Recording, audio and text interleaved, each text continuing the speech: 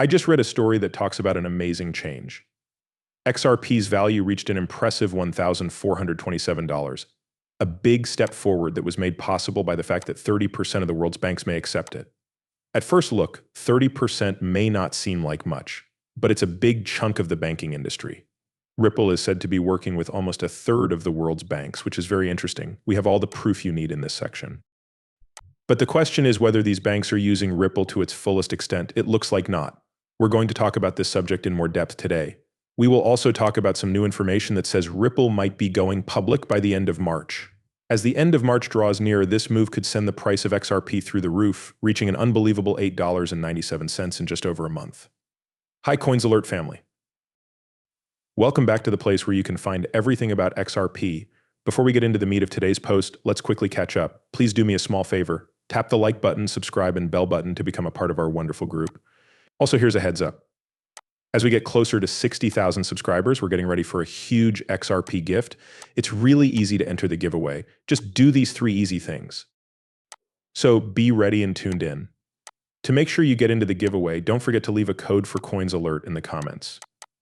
In an interesting twist, about 4% of all deposits made through foreign bank accounts are held by SBI. In a bigger picture sense, this means that SBI could be a big part of the 30% global banking field by using Ripple's technology. Yes, but that's only the beginning. Ripple has also made a big agreement in Brazil where it is working with the Brazilian central bank to offer its on-demand liquidity services. That's only one part of the world puzzle. If you watched my last video, you'll remember that we talked about the BRICS countries and how each one, like China, Brazil, South Africa, Russia, and India, has direct ties with Ripple for on-demand funding in central bank digital currencies or CBDCs. Comparing the world's GDP to that of just the BRICS countries shows that they make up about 29% of the world's economic output. This leads us to an interesting option. If all 5 of the BRICS countries decide to work with Ripple together, the effects could be huge. I talked a lot about this in a past video where I talked about how possible it is to add CBDCs to the XRP ledger and what steps are already being taken. It's impossible to stress how important the XRP ledger is in this situation. It is a very important part of how the economy is changing. Because of this, the possibility for Ripple's technology grows even stronger as we look forward to the next bull market. After the Federal Reserve made a public statement, the talk about Ripple's growing role in financial technology took a big turn. They said that both XRP and XLM could be very important in helping to build the blockchain basis for their new FedNow payment system. The Federal Reserve pointed out that working with Metal blockchain was a key step toward making the switch from fiat to stablecoins smooth. This would help close the gap between standard banking systems and the decentralized finance sector. At the moment, Americans can make fast payments within the United States mostly through third-party apps like Venmo and PayPal or digital cryptocurrency wallets. However, the FedNow service will change everything about this. The platform is still in the test stage, but over 120 organizations, including well-known banks like US Bank and Exchange Bank, as well as a number of payment processors and solution providers, have already signed up to use it. This change gives us a great chance to make a new base for the FedNow service.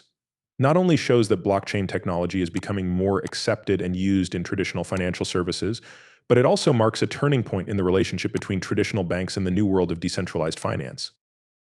As a leader in cross-border payment solutions and distributed ledger technology, Ripple is set to play a major role in the FedNow project, which is being led by the Federal Reserve.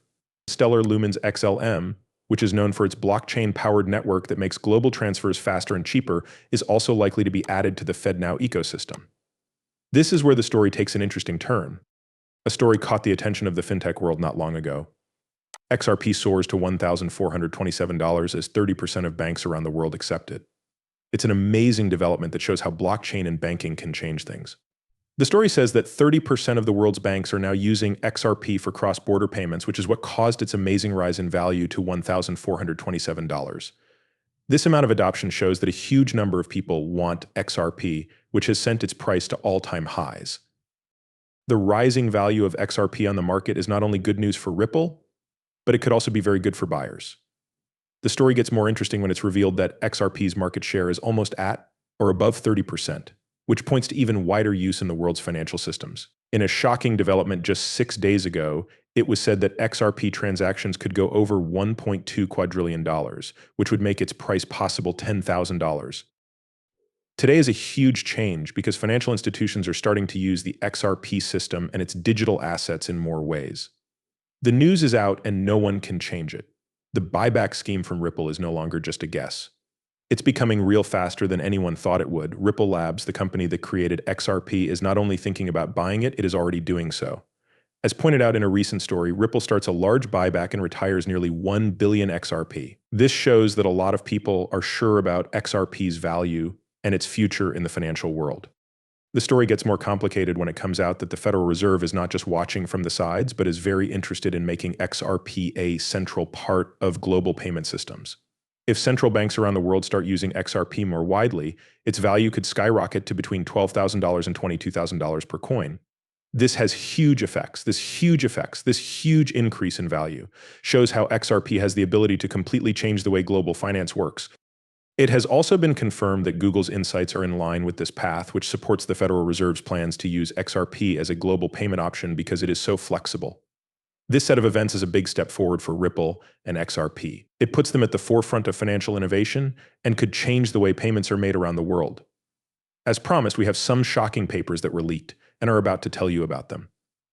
There are more and more signs that the Federal Reserve has been interested in XRP for a while now. Just a few weeks ago, the Federal Reserve said it would accept XRP around the world, which is in line with the ISO 4217 standard.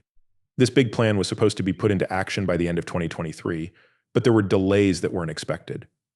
As a result, XRP wasn't widely used as a legally recognized currency right away after regulators gave the go-ahead.